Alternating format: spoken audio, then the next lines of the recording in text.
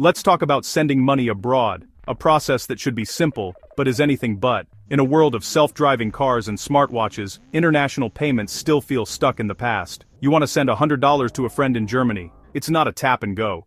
Your money takes a multi-day detour through a maze of banks, each taking a cut. By the time it arrives, it's less than you sent, and you have no idea why.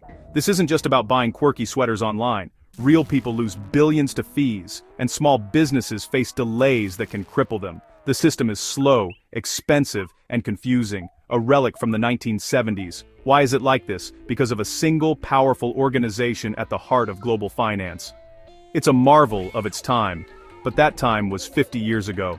And that's where our story begins, with the granddaddy of global money messaging, SWIFT.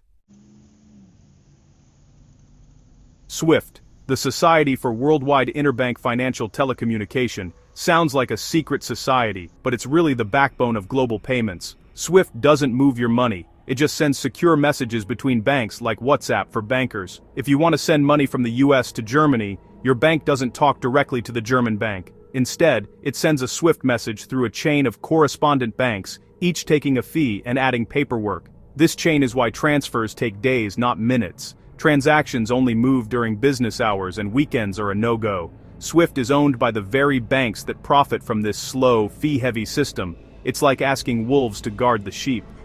While SWIFT has provided security and standardization for decades, it was built for a different era. It's robust, but also a monument to how slow finance is to change. The system works, for the banks. For everyone else, it's overdue for an upgrade.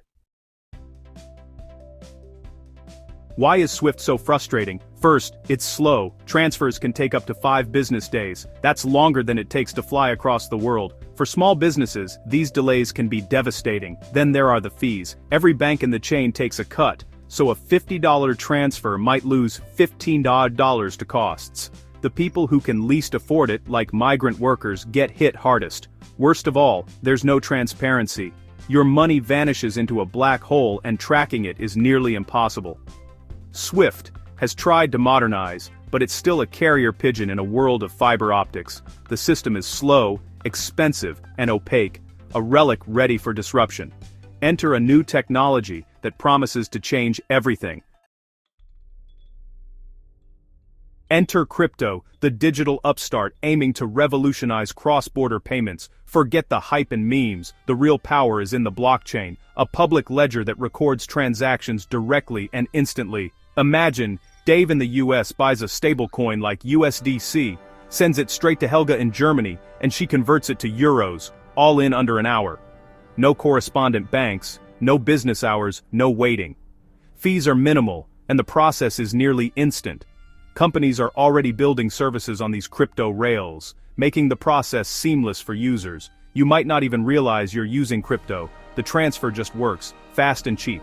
It's like replacing carrier pigeons with pneumatic tubes. The money gets there, almost instantly. This is a radically different model.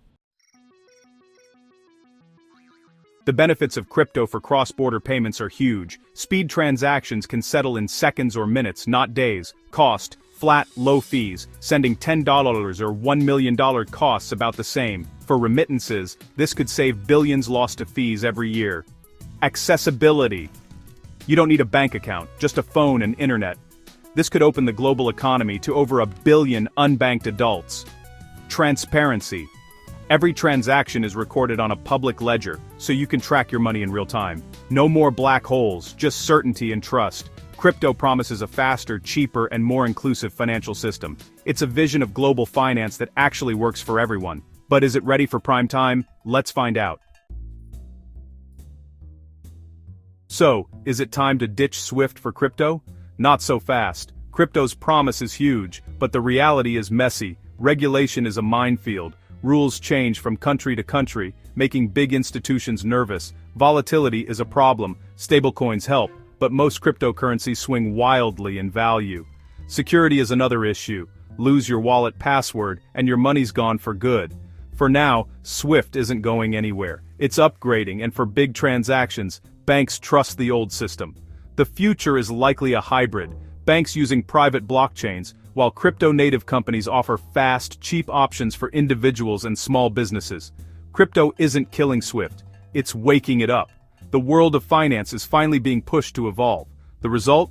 A better, faster, and more inclusive system for everyone, and that's a change worth sending around the world.